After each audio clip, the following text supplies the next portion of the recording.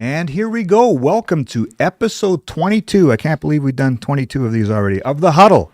Coming to you live on the Blue Bombers YouTube page every Tuesday at 3 p.m. Don't forget to like and subscribe and ring the bell. I'm your host, Ed Tait of BlueBombers.com, and we're pleased to be joined this week by one of the most respected guys in the Blue Bombers locker room, safety Brandon Alexander. Appreciate you, man. Thanks for coming. Appreciate you having me. Listen, I say this all the time. I'll say it again. Busy week. Got a trip to Hamilton, so I appreciate you squeezing an hour in with us, BA. It's awesome. We'll take some fan questions. We'll kind of look at your road travel to get here. But we'll start off here with the first chunk is always the Coors Light Chill Chat.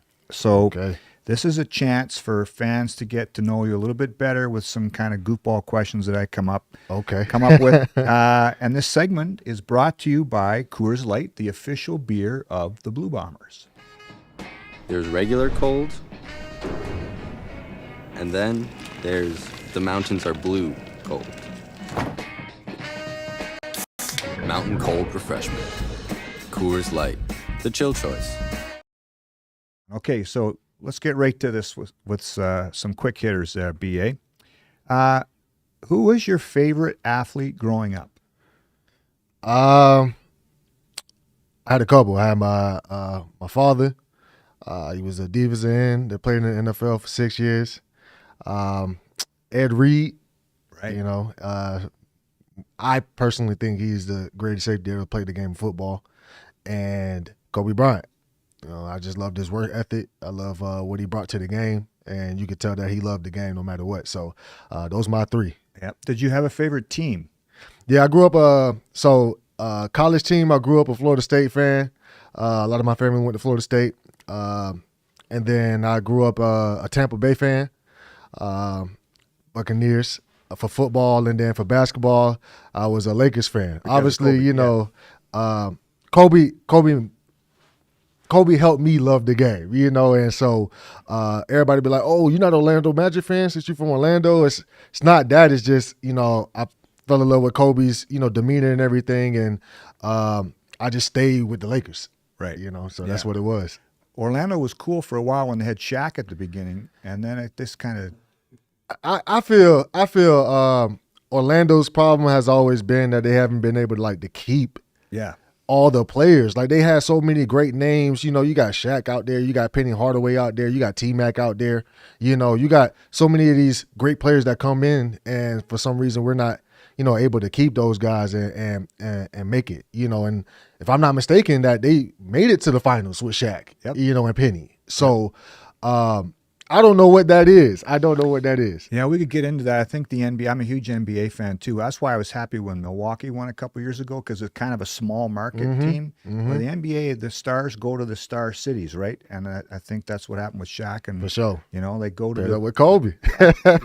And LeBron did the same thing, left a smaller market for. Anyway, okay, that's another debate for another time. We'll have you on. We'll talk the NBA another time. Okay, best piece of advice you remember getting from a coach, a parent, or a teammate, anybody, when you were growing up, that's kind of stuck with you? You can have a bad play, but you can't have a bad day. A bad day is attitude. I got that from Coach George O'Leary. He was my college football coach, and how I took that was, everybody going to have plays that you wish you had back. Everybody going to have moments in life that you wish you had back, but it's about what you do after that, in order to, I won't necessarily make up for that moment that you lacked in, or whatever the case may be, but it doesn't matter anymore. It's not like you can go back in time and fix it, right? So the only thing that you can do is whatever the next step is. You only can make that next step better than your last step. So that always stuck with me. You can have a bad play, but you can't have a bad day. A bad day is attitude. You just thought, I had this bad play, and now you compile that up. Well, now you got a bad day because you just couldn't forget about that one play or that one moment in your life, and then now it trickles. It's a big trickle effect. So you got to be able to flesh that out, and be able to continue. And it's a hard thing to do. I won't say that it's easy, but that's really good advice. That's not just for football. That's for everything. For sure it is. For sure. And I definitely take that in life as well. I mean, I'm doing it now with, you can have moments on the football field, and you get home, and my family don't care about none of that stuff. They care about me coming home and being a good parent, being a good father, and just being me at the end of the day, and that's what matters the most. Yeah, it's also kind of, if you have a bad moment or a bad day, what are you going to do about it, right? How do you react to it? Yeah, Exactly. Yeah. Okay, cool. I like that one. Which guy, I ask this every week, but I find it fascinating, the answers sometimes. Which guy or guys in the locker room make you laugh the most? Stan for sure. Stan makes me laugh a lot.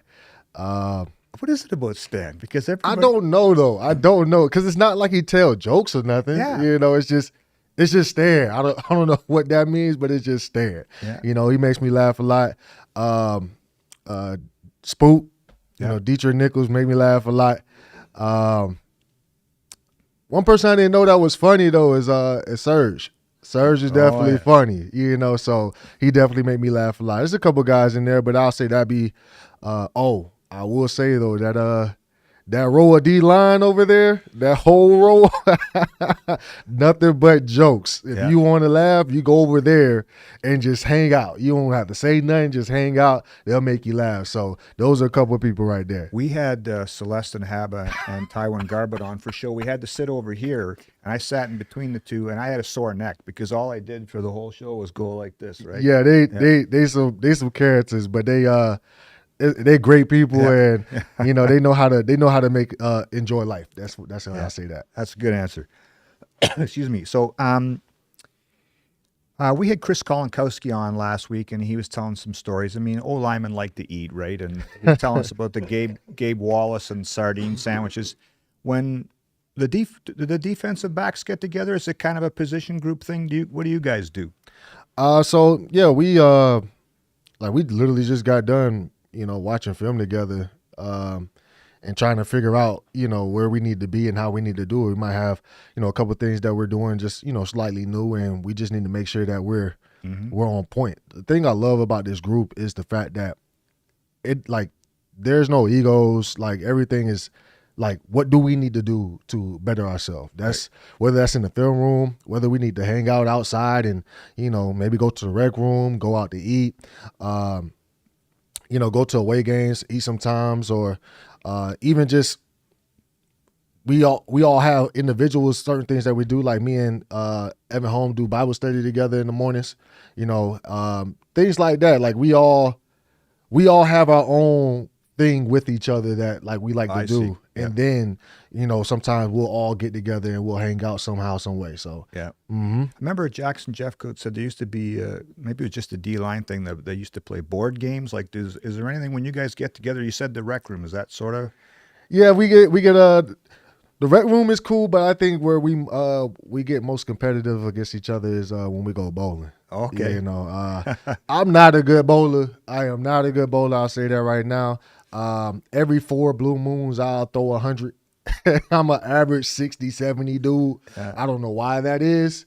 But there's some guys in there that can almost bowl like on average like 170, 200. Are you talking about 5-pin or the Nah, like 10-pin bowling. Okay, Like right they bowling anywhere between 150 and up.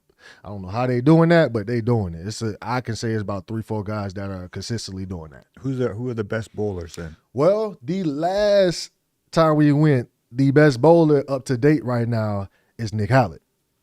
So I want to say he bowled like 173. I might be stretching it, but Nick Hallett is he's a really good bowler. He's definitely top on that list. Okay, I like that. Okay, your game day pregame meal, what would it be? Do you have something you do the same all the time? Home games, so I'll go out with my family for breakfast. Doesn't matter what breakfast spot it is, whether it's Stella's, Ben and Florentine's, Pancake House. As long as they got some potatoes there, some potatoes, I need a plate full of potatoes. I just love potatoes. I need a whole plate full of potatoes. And then for lunch, I try to keep it the same, whether it's going to be Qdoba or Subway, one of those two. Now, if we're on a away game, whatever's feasible. I don't want to go out the way to find something, if it's too far. So whatever's feasible, that's fine. Or whether it's accessible at that time, I'll go get it. But the day before, me and a couple of guys go out. Maybe it'll be a Earl's or a Joey's or something of that nature. We'll go and, have our fellowship together and have fun that way. Okay. Do you have a cheat meal that you always like? Cheat meal? Yeah. I will say anytime away games when we go before we get to the airport, I like my Wendy's. I like my Wendy's. It ain't really cheap here though. Like it's starting to get a little costly. Yeah, I know nothing's cheap anymore. But I like that. I like the nuggets from Wendy's. That's Okay. one of my favorite nuggets. Yeah, right on. There's like a lot of shout outs there if anybody wants to hit up BA and have them to be a sponsor. Okay. You live here year round now, right? Yeah, this will be going on, let me see, 20, 21, 22, 23. This will be 4 years now. Yeah. Yeah. So when you're talking to people back home, how do you describe Winnipeg to them besides the obvious it's cold? Like, what do you say when you got a buddy back home and you got 100 words to describe Winnipeg to him? What would you say?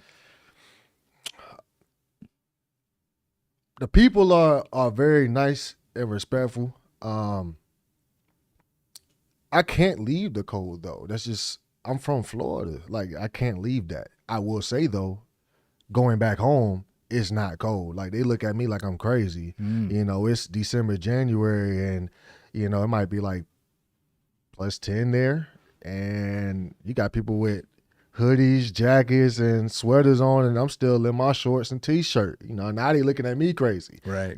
But I done seen the brute cold. I know what that is now. I know exactly what that looks like. I like how you converted it already to Celsius. You're not saying it's 50 or 70. I got a good gist of around what numbers those are now, you know. So, but yeah, besides that, like the city is, like it may look from the outside in, it may look like a plain place, but there's so many things to do, small things to do. One of my favorite things to do during the off season, especially when it is cold outside, is go to the Leaf. Yeah. The Leaf is, first of all, you got all the plants out there and it's very warm inside. And then they got a very nice restaurant in the Leaf as well. But there's so many things to do here, like things like that. Like first time I've ever been to an escape room was here, and I think it's just like hidden gems in certain places that you can go, So, like I said, the people are nice. There's hidden gems here. I feel like nothing stops though. Nothing stops anything or anybody here once it gets cold. It's like, oh well, I mean, it's out here. We're still outside. We're still doing what we got to do, and the adaptation is different. So I don't know. I feel good here. I feel good here. I feel myself here. I feel like I don't know. I just No, that's a great answer. You know what? This is what I say to a lot of people all the time. You kind of have to live here for a bit to get it. You know That's what true. I mean? And that's what you're saying. There's hidden gems, and you got to get out and find them. all you got to do is just get over the cold. I mean, I think that's the most difficult thing to get over, especially if you're coming from a place where it doesn't get nearly as close to being as cold as it does here. Yeah. Once it gets about -40, the Fahrenheit and Celsius is exactly the same. That's right. That's cold. But once you get over that, like everything is pretty good here. Right. So you talked. Orlando's your hometown, right? Orlando, Florida. So, what do you miss about Orlando when you're here for year round? Really? I mean, besides my family, just the heat. Just the heat.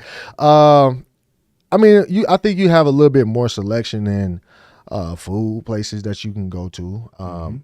Even though I will say for the past couple of years here in Winnipeg, they're starting to build a little bit more food spots and different places like that. So I think at some point Winnipeg will be able to get to a point where it's a whole bunch of different spots where, there are, I guess they got to go through like protocol or something like that for You mean like chain spots? Yeah, Like, I think they got to go through some type of protocol for it to come up here. But now you see they just opened up the Krispy Kreme, and a couple years ago they opened up the Popeyes and things like that. So and then the PF chains as well. Right. So I think they'll start to get a little bit more.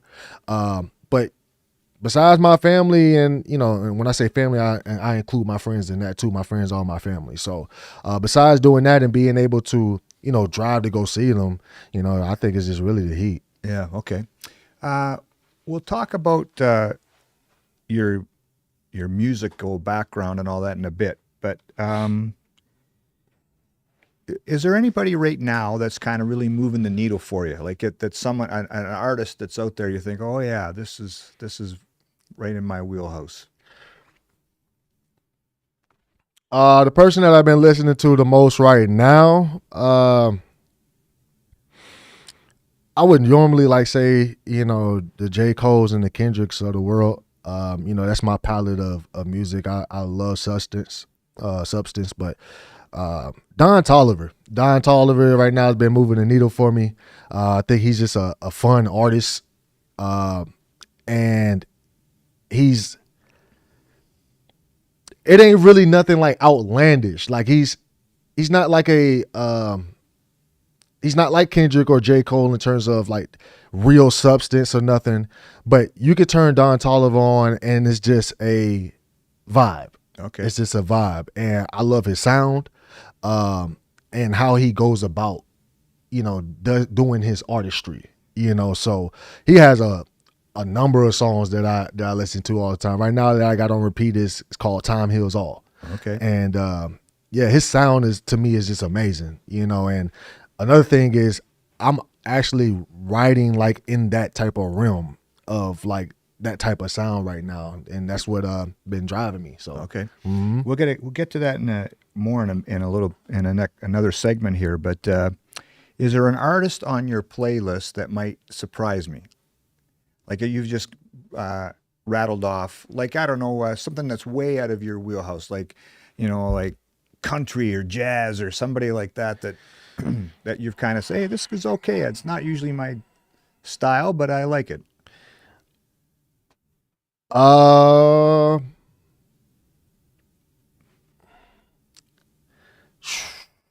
would actually have to look at my phone to be able to answer that. I don't think I can say that off the bat because everybody that I have that's off the back are all around like the rap, R&B, right. Classic soul, old school type of music. So I don't think that'll jump off of anybody's page, right? But you probably have some stuff. I definitely got some stuff in there that's, what I have. I got that. What is that? The Friday the 13th music on there. With the Jason Freddy and the Jason sound music. Yeah. I got a couple soundtracks from there. Okay. That I think that's a off the wall one. Yeah, that's out there. That's kind of Halloweeny. Yeah. I listened to that at least one time before the game. Okay. One more on the Coors Light Chill Chat. So we'll get into your musical background coming up, and I know Drew Altarski is is there who else in the room there has got some kind of hidden musical talents? Bobo. Yeah, I heard Jamal Woods, right? Bobo, man, he's I think he's an amazing talent. What does he do? He does. I can say he's kind of on the same palette as I am. As far as he does a little bit more harmonization than I do, but he showed us a couple of his songs and he performed one for us, and man, I'm definitely working on getting one in with him for sure. He's definitely a talent. I think he can go all the way with it for sure. Okay, awesome. We'll have to talk to him about that. That sounds like a hell of a story. Excuse me. Okay, we'll get to part 2 now. Your road traveled to get to Winnipeg. We've talked about this before, BA. It's excuse me. It's interesting how you got here. Maybe retell that story about the Bombers calling you and discovering you.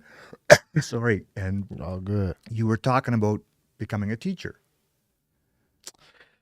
Yeah, so 2015, I ended up pulling my hamstring running my 40, and I ended up going to a Falcons camp. But it was 3-4 weeks after, and I couldn't run though. I couldn't showcase my ability to do anything because I really couldn't run. So I didn't really get much of a chance after that. I did a lot of different things from landscaping to working backstop at a Dollar Tree or be like a Dollarama here. And got the opportunity to be able to be a tutor for ninth graders. But it so happens that,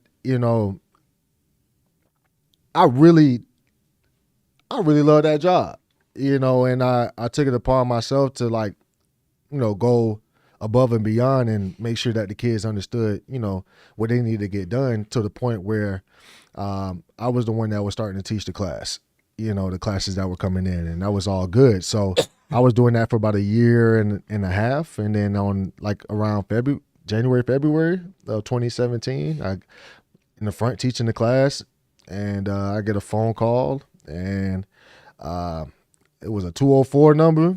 And so I declined it, and I kept teaching the class. And immediately as I declined it, they called me back again.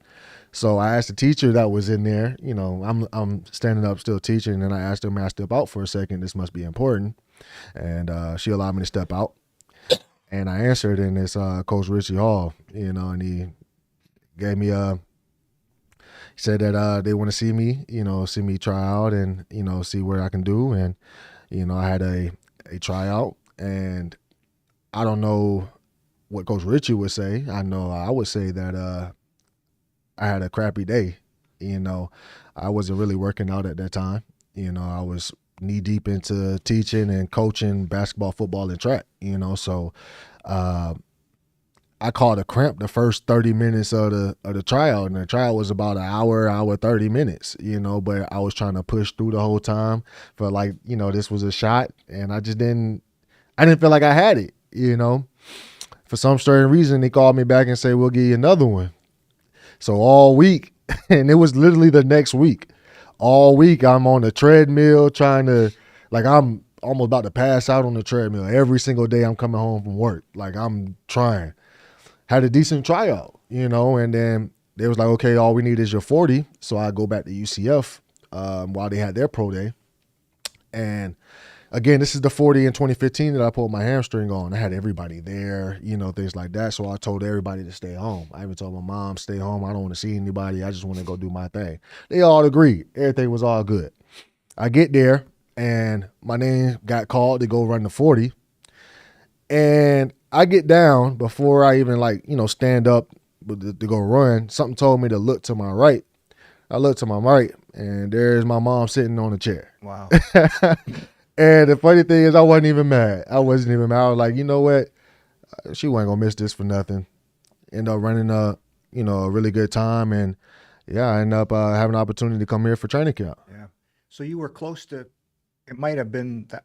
It's funny how fate works sometimes, because you might have not answered that call, or right. Mm-hmm. Yeah, I don't answer unknown numbers or numbers I don't save on my phone. But again, something told me to answer, especially like you call me back to back like that. It must be something serious, and it was something that changed my life. Well, then the neat part of this, and Coach O'Shea's talked about this before. He's had you speak to the players at a free agent camp before about this. When you got to the free agent camp, you started, and training camp here too, you started jumping in front of guys to get more reps, right? Yeah. And then you've told the story before, but I'll ask you to tell it again, B.A. When you found out you made the team, that was a cool moment where the coach kind of singled you out in a room full of players, right? Maybe you could explain that, because it really is a testament to your hard work. Yeah, so we, back in the day, back in 2017, we had to come up here for training camp. It was basically like a 2.5 day of training camp, and then you would fly home, and then hopefully you would get a call back to come to camp. So when you fly home, nobody knows if they made the team or not. I just felt like coming up here, this was my last chance and last opportunity to be able to play any type of football. I literally just went 2 years without playing ball, and I'm thinking like that side of my life is over with, and My mom helped me out with that decision too. She told me that you could always come back and you could teach, but you can't always be a professional athlete, whether you make it or not. If you still love the game, you should at least go try. Right. Okay, so we come up here Friday, Saturday, and then half the day Sunday, and then fly home Sunday. You got two things that you do when you were up here. You do 1-on-1s for an hour, 7-on-7 for an hour, and you do that 2 times a day, and then on Sunday you do it 1 time a day, and then you fly home. So, like I said, I felt like this was my only opportunity to have to play football again, right? So we get out here, and obviously the game is still football, but it's new, and what's the nuances about it? It's a thing called the waggle, it's people can run before the quarterback get the ball in his hands, and they're running at top speed. And if you decide that you want to press the receiver, be on the line, well, you got to be a yard off. You can't be all up on the receiver. All right, well, those things are new. Well, the group that I was with, it's a whole bunch of us. The group that I was with, was I scared of the waggle? I was a little nervous. I won't never say I was scared. I was definitely nervous, though. It's different, right. But nobody really wanted to go in those spots. Everybody wanted to go in the corner spots where it's kind of like home. At the corner spots, most of the time, they don't waggle out there. That's right. They're more stationary. Sometimes they'll be able to adjust to where they get the waggle, but most of the time they're the stationary. So everybody goes there. Well, somebody went at the corner spot, then they go to the halfback spot, which is a wide field. Nobody would go. I jump there. Then it's the dime spot, another wide field. Nobody would go. I jump there. Go to the weak half spot, another kind of wide field. Nobody will go there. I jump there. Then somebody jump at the corner spot. Then nobody would go in there. So I was literally taking a whole bunch of reps, but nobody would go. I didn't even care how I looked anymore. It was more of, this is an opportunity. Let me see what I can do in any of these spots. I don't know what spots these are up here playing. I'm just going to play there. And sometimes I got beat. Sometimes I made the play. Sometimes I was there to make the play, and then the offensive guy caught it. But I had so many reps. And then on day 3 on the Sunday, we're in the meeting room, and then Coach Oates walks in, and he's like, where's 26? I'm 26 at the time. He told me to stand up. I stand up, and he was like, this guy here, he made the team. And I'm like, I'm surprised. I'm like, I don't know how, because I feel like I'm getting cooked out here. Yeah, It's a lot, but I'm tired though. Like I've literally probably had like 50, 60 reps versus anybody else that had like 15. And one person asked, why, how does he know that he made the team? Coach didn't even answer. He just turns on the film, and we're literally watching film of Brandon Alexander the whole time. Sometimes you got somebody else go, Right. but it was like, every time that we go to the next one, 26 is up there, 26 is up there, 26 is up there. Okay, there goes like 33. I'm just saying a random number. Obviously, it wasn't 33 at that time. That's Andrew Harris at that time. Right. But then 26, then 26, then 26, then 26. So then that day, everybody tried to jump in, hurry up, do everything. Yeah, right. It don't work like that. It's too late. Right. But I didn't take it as, oh yeah, I'm just trying to outbeat anybody. I took it as, this an opportunity. None of y'all want this spot. All right, well, I'm just gonna go do it then. I'm gonna give it my best effort. However I'm gonna look, but I'm gonna take this chance. Oh, I'm dog tired. I just ran 50 yards to go guard a route. Nobody's going on this spot again. I'll go here. Oh man, I just ran another 50 yards. Nobody going this spot. I'll go here.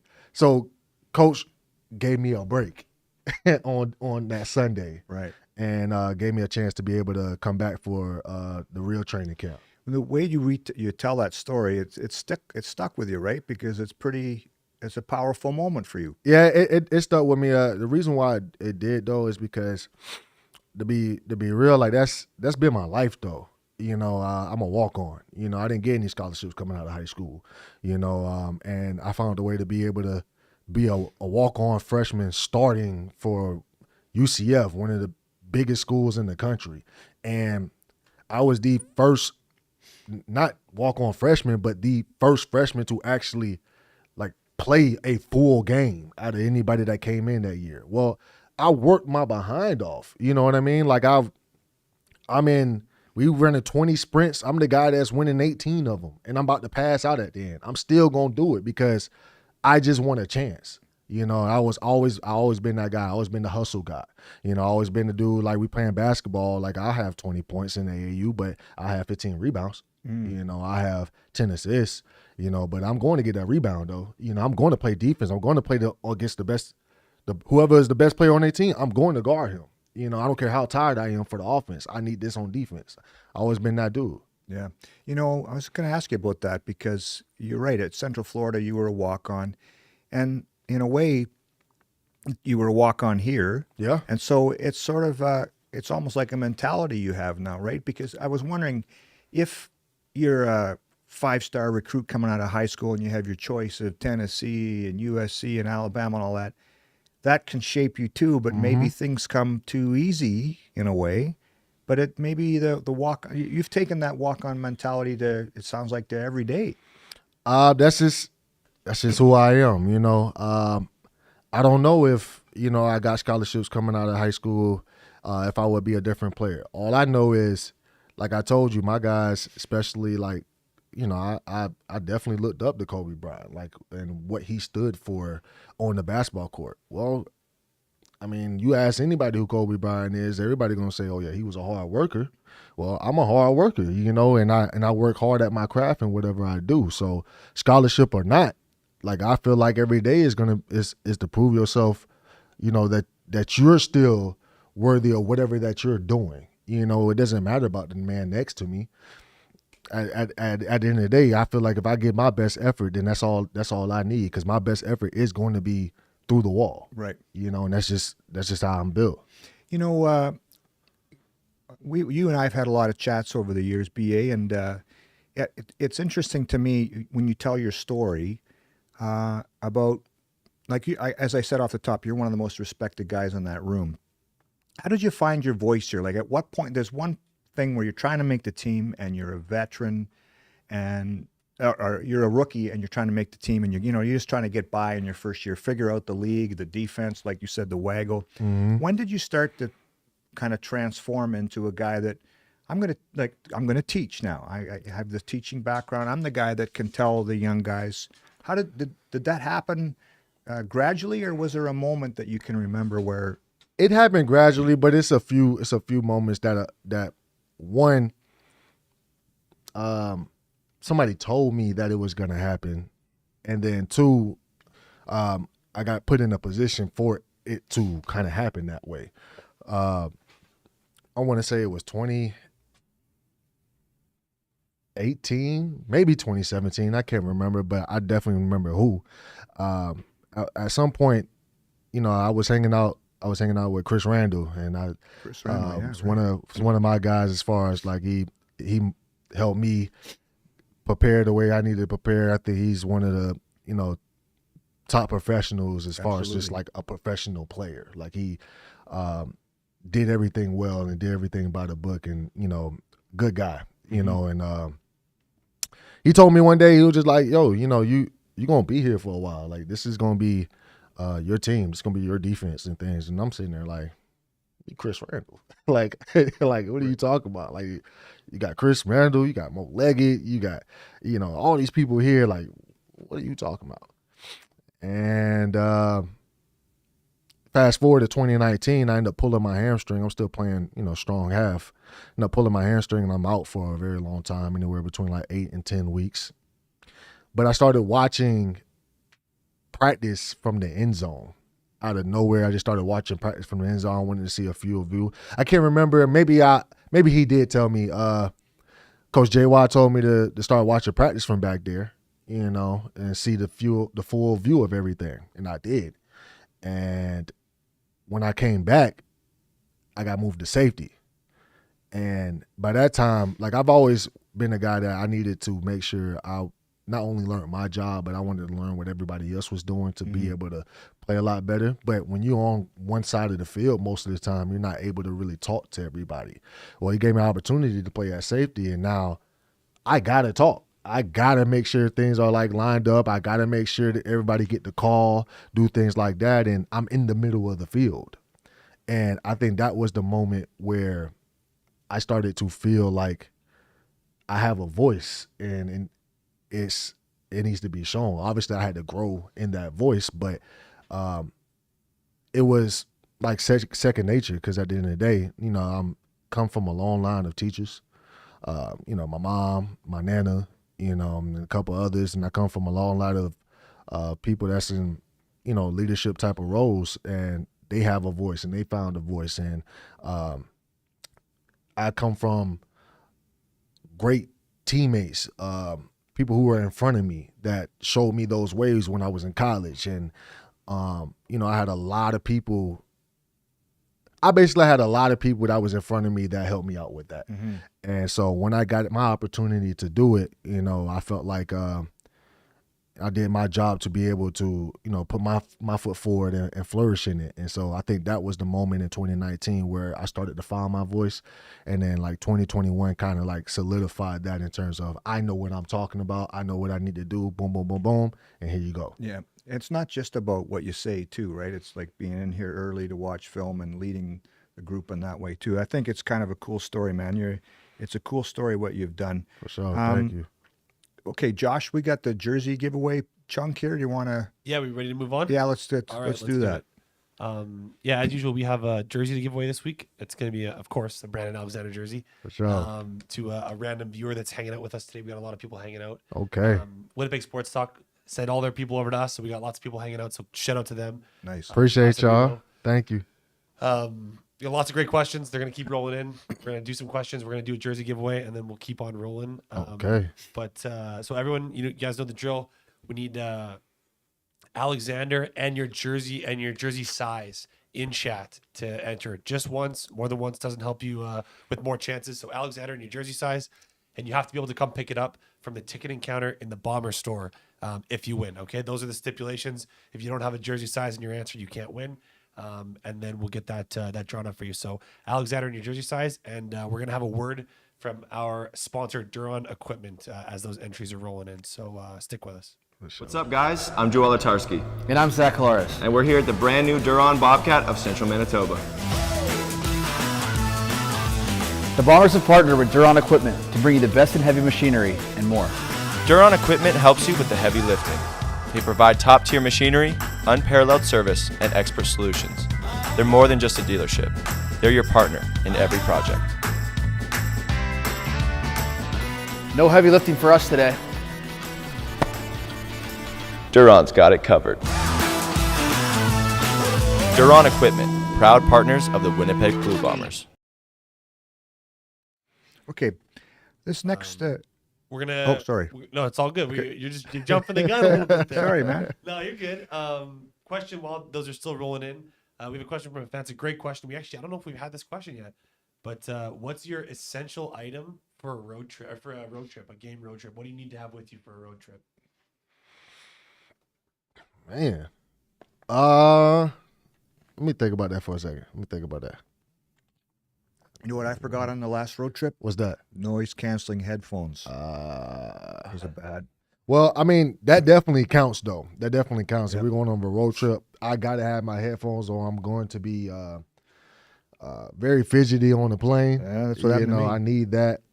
But besides that, I need my Tiger Bomb.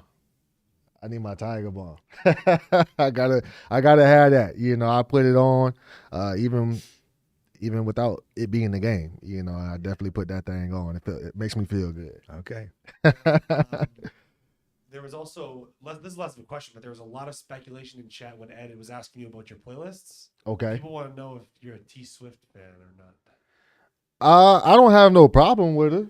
I don't have no problem. I'm not saying that's something that I listen to on an everyday basis, but she definitely has a voice, like in terms of like she has her own sound, and obviously she's flourishing very well. So I have no beef with Taylor Swift. Right on. Okay, we have our winner. Thanks everyone for entering the random giveaway. And the winner of the Brandon Alexander jersey is Stephanie Estabrooks. Congratulations, Stephanie. So give us 2 weeks from this Friday to get that ready for you. We got to get it all made up. So just give us a call before you come down to pick it up, just to make sure it's there. We don't want you to make a trip down and it not be there. So Stephanie Estabrooks, congratulations. Thanks everyone for entering. Thanks everyone for hanging out. And we're gonna keep moving along from there. Okay, apologize for my coughing all the time here, people, but I'm going to try to soldier on. Yeah, we'll get more questions from fans at the end we can get to, too. So this, I'm always fascinated by, like, you guys and athletes are so multi-talented, so many of you guys are. And the music, I know, is a real important part of who you are, BA. And but let's go back to the beginning, because, I mean, everybody listens to music. For but, sure.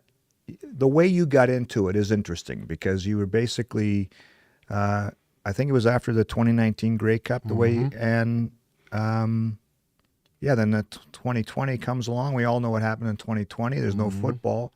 Maybe just pick it up from there. What happened there? How did you really get into music? So I've always been writing, though. Like, I've always written freestyles and things like that, as far as since 2010. Since 2010, I've been writing just rhymes on rhymes. But in 2019, after the end of the season, so a lot of the crazy part about it, in 2020, a lot of people were like, new artists came out of like nowhere in terms of like that baby bloom in music, if that would make sense. But in 2019, before I even knew that was going to happen, I bought a computer and I started making beats on my computer. I bought a MacBook and I bought it's that MPK. It's basically like a small keyboard with the beat makers on it, and I started making beats. And I wanted to start writing on my beats, but my beats wasn't like good enough yet. But I say that as far as the music, you know, either one of them, you're going to have to like stay down and continue to better your craft in order to get somewhere. So I just started to, once again, go back to the freestyle, writing like, you know, freestyles every Friday, posting them on my Instagram and stuff. And then I started sales merchandising for Coca-Cola in 2020. And I started going to the studio. And when I went to the studio, I met a guy in the studio who also helped me, you know, better myself, producer named Instro. And he helped me better my career in terms of like, you know, what I wanted to sound like. And it's not what they, to me at least, it's not what they can like put, like obviously they could put in auto-tune to make you sound good and all those things. Like, yeah, those things are, you know, just as important or whatever. But I think the most important thing is, in order to find your voice, we kind of talked about this, you know, with, you know, playing football. Well, you got to be confident in what you're saying. You know, like the conviction in your voice is what matters. It doesn't matter how much auto-tune you can put on it. It doesn't matter how much reverb, how much whatever that, you know, you need for your voice to be like your voice. But the conviction in what you're saying is what is going to lead those songs to be those songs.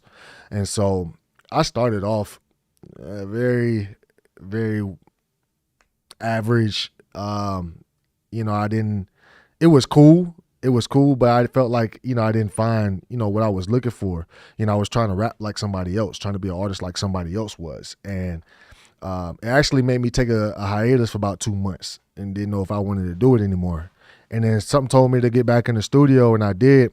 And I created one of these songs, and I was like, yo, I like how that sounds. Like, that's me right there. And it didn't sound like nobody else. You can put your finger of, oh yeah, he sounds like, no, that is me. Right. And that's where I found my voice and what I wanted to do. And so, yeah, since then I came out with 2 EPs and an album, you know, and yeah, all is good. You know, I went back and looked, and the first story I had done on you about music, you were at the time calling yourself King Alex. Yeah. Right? Yeah, that was my very first one. Yeah. My very first one. And so one of the things that's really big for you, and you've kind of just talked about it, is authenticity, right? Mm-hmm. That's what you mean about your voice, right? Mm-hmm. Because, I mean, I'm not a country music fan, but if you gave me a couple hours, I could go in there and write a country music lyrics about a pickup truck, and Mm-hmm. you know, I could, about whiskey or whatever, Mm-hmm. right? So how do you find the things that are authentic to you? Right? I mean, anybody can fake their way through something. Well, I just feel like it's just being real with yourself, though. You know, like the authenticity comes with the conviction, right? Like I feel like in order to have conviction, like in order for people to be like, yo, I believe what he say, like you gotta be in that. You gotta be like around that. You know, if I'm gonna write a song and it's talking about football, well, you already know that's gonna come out the way it's going to because that's what I do. Right. You know? But it's just the things I talk about is coming from like inside me. It's who I am. It's what I can't talk about anything that I haven't lived in or I haven't done. And yeah, maybe I've seen it before, but if I've seen it, then I got to put it in a way where the listener knows that I was looking at it, not necessarily that I was in it, you know? So, yeah, I just think that like when you find that, it's because it came from within you, you know, like whatever that you're doing, you know, whatever the case may be, you know, I could be talking about like, you know, my family and I don't have to put like names in there or anything like that. But the conviction in my voice is like, oh yeah, like I hear that. Like I hear exactly what he's talking about. He must be like either going through that or went through that or something like that. So that's how I find, you know, my niche. That's how I find my way of being able to write things, you know. And it could be something like I went outside and I just breathed in some fresh air. Well, that's what I did, you know. So I write something like that, you know. But yeah, that's how I find it. Yeah.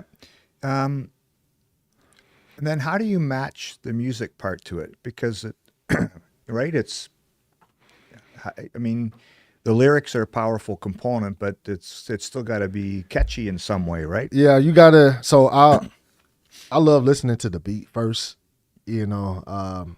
Do you ever write and with the beat in your head then?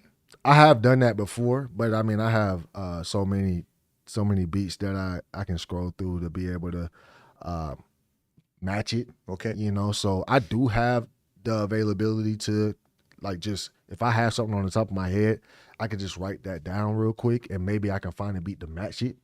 But excuse me, for the most part, I'm listening to the beat first and then like, oh, this beat how I'm feeling right now, or how I think things I like this sound right now. Let me write something to this sound. Yep. And it kind of goes from there. Right. So either one works, but I like to listen to the beat first. And then it's like, all right, well, let's go here. And Right. then it could be a situation where I can find a couple beats that are kind of aligned with that beat as well. And I can keep writing because that's where I'm at right now in terms of what I'm hearing and what I'm sounding. So it could be a situation where I can bang out like 6 songs in a day. It could be a situation where maybe I only can write one. It could be a situation where I can only write 2 lines. But yeah, you never know. Yeah. Your album Passion, For sure. it's on like found it on Spotify. You got to be pretty proud of that. I'm definitely proud of that. First of all, like, thank you to Sean. You know, that's another guy that's helped me, say the most, throughout this whole process with anything that I've put out or anything that I have done with music. Deshaun, definitely has, been the focal point of that. And also already mentioned him, but Instro was another big guy as well. So, first of all, thank y'all for that. But yeah, Passion, I was definitely proud of that.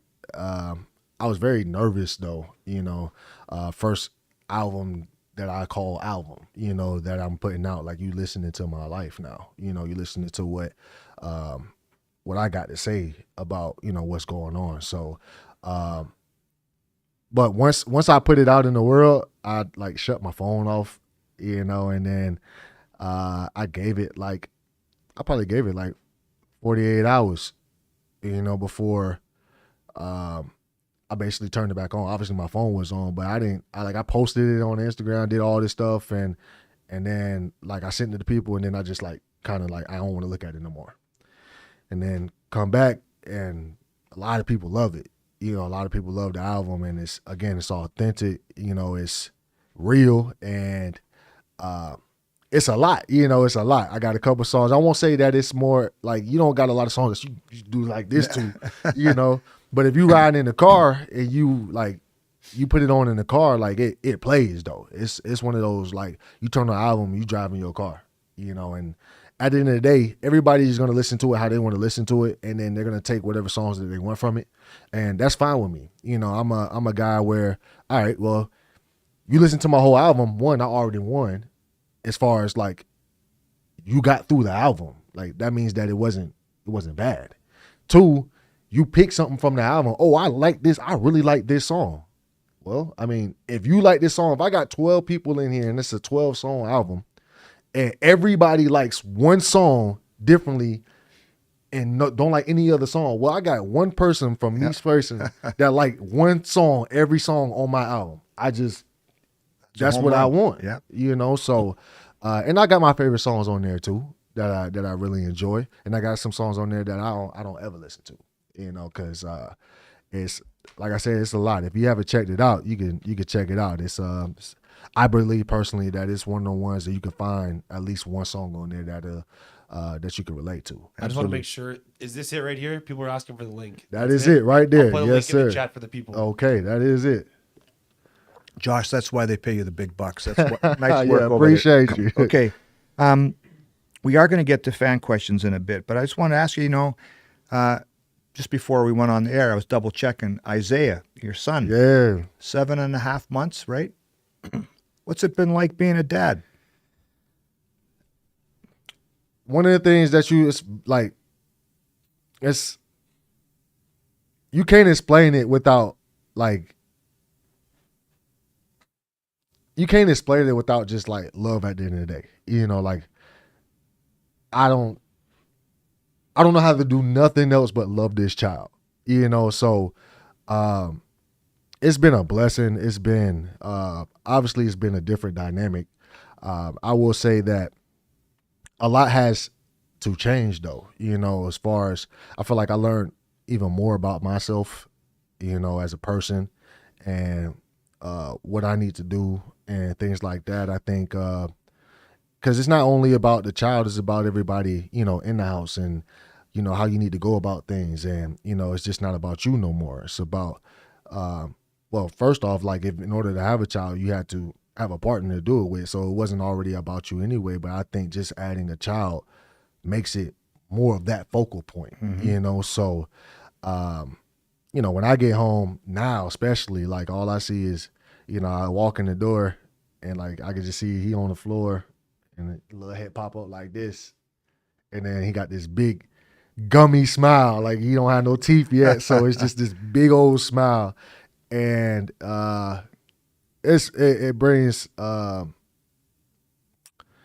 is that word I'm looking for? It brings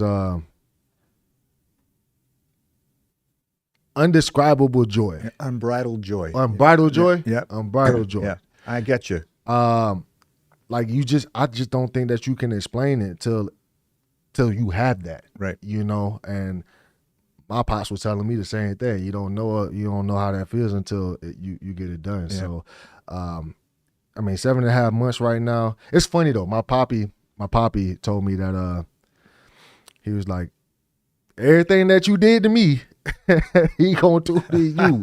You know, everybody was always saying that. Like I was a fun baby and everything, but I always wanted to do everything. You know, and like I would not sit down. He's gonna be that. Probably times 10. He will not sit down. He's always getting into stuff. He's starting to like crawl everywhere and all he want to do is play. As soon as I get home, I'm the play person. I'm the play parent, you know? So he sees me, oh, it's time to play. It could be 9 o'clock at night. It's time for you to go to bed.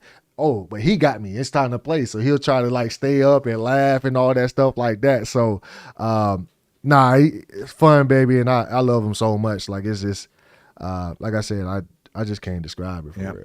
Well, I'll tell you what. I know you'll be a good dad. You already are, but I know you'll be a good dad because just the way you approach everything, BA. So congratulations on Thank that. you. That's very cool. Thank you. Josh, you want to take some more fan questions because we've been rolling by here. When Yeah, you we're help, cruising. We got a Yeah. lot of questions to get to. Great, So let's do go. it. some rapid fire questions. Let's here. do it. In no particular order. First question up says, "I'd like to know how proud BA is of D. Alford balling out for the Falcons." Yeah, man. Yeah, for sure. First of all, we proud of anybody that be able to get an opportunity to go down south to be able to have that opportunity to play. But for D. Alford to go down there, one, he's stuck. Two, he's a starter. And three, like, did anybody see that game? Did y'all see that game? Well, if I'm not mistaken, the stats was like 9 total tackles. He had a tackle for loss, a quarterback sack, a quarterback hit, and a pass breakup. And I believe the pass breakup was basically to seal the game. Wow, Like, D. Alford is doing his thing. that's a good month for some guys, right? So, for sure, D. Alford is yeah. That's a good question. He's that guy. Yeah. It's fun to watch. Yeah. Really, really fun to watch. For sure. Next question is from Darlene, and she says, "Will you be playing your music anywhere in Winnipeg so that they can catch a live performance? Is that something you're going to do, or have plans to do, or anything like that?" I do have plans to do that, but I don't know yet. Can I and what I mean I don't know yet by let me just elaborate on that for a second. So we talked about the child, right? And I'm at a moment in my life right now because I'm already playing football and that's my job. You know what I'm saying? I'm already here till I get here around 5:30, 6 o'clock in the morning. I don't get home till about anywhere between 3:30 and 5 o'clock, doing that. And I get home. And for me personally, I feel weird. I feel bad if I ask my partner, my fiance, hey, can I get an hour or two to go write some music when she done had the baby all day and really just about all night? Like, how can I come home and try to get 2 more hours of that? You know what I mean? So it's going to be a second. Just wait till he grow up a little bit. We're going to get right back to the music. But right now, I just feel like it's a little bit more important things that can get done. In dad mode. For sure, 100%. There's just a few comments here about how Ed's going to put out a country album and then BA is going to get in on the feature because it's pretty easy to write a country song.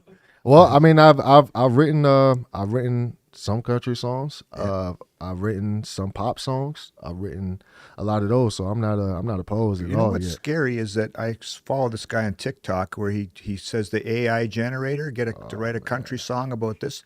That's scary, man. As a guy that tries to make a living writing, No kidding. that's scary that you can just pound that in and there's lots of people. I get on a rant here, but lots of people in my business are losing their jobs because they're getting replaced by AI. People. It's crazy. AI. Okay. This next question's from Derek Schmidt, and he just wants to know if you have a favorite moment playing football. A favorite moment? Favorite moment.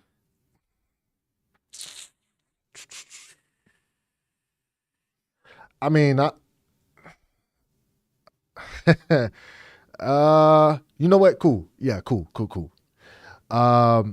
Back in 2013, UCF, we're playing Houston at Houston. And was it 20? Yeah, 2013. Yep. We're playing Houston at Houston, and they got this dynamic quarterback back there by the name of Greg Ward. Greg Ward, yeah. So the Bombers had his neg light. so Greg Ward, and he was a wide receiver first, and right. they converted him to quarterback that game. Like, he was playing wide receiver that game. The quarterback that was playing, I'm guessing to their coaches, he wasn't playing that well, so they put Greg Ward out back there. Man, he was cooking us. Like, he wasn't really throwing the ball down the field, but I mean, he get out and scramble all day and stuff, and we get to a point where it's about 15 seconds left on the clock, and we're up by I think the score maybe be like 16-19. I mean 13-19. So all they got to do is score and then convert, and then they're up. He scrambles and he ends up shaking our linebacker. Sorry, man, like, that's still one of the best linebackers I've ever played with, but end up shaking him, and he's breaking for the goal line and he dives. So I dive. And right before he hits the pylon, I smack the ball out of his hands, and the ball rolls out. It's a touchback. We win the game. Nice. So that was a big moment, and That's awesome. that was a crazy game. That's awesome. That kind of rolls into the next question. What was your best hit? That sounds like it might be up there. Well, that didn't really hit him though. Like I ended up hitting the ball, but my best hit. I mean, I feel like I got a few of them, but one that stands out to me the most is the Toronto hit back in 21. Still, Devarius Daniels is a phenomenal wide receiver. I done played against him for so long, even when he was with Calgary, so I know exactly who that is. But I had an opportunity to make a play on that one, and I ended up, knocking his helmet off, and it looked bad on film. Like they end up flagging me for it, but then they go back and they said that it was a clean hit. Yep. It was a really clean hit. So, boo that we got the flag for it.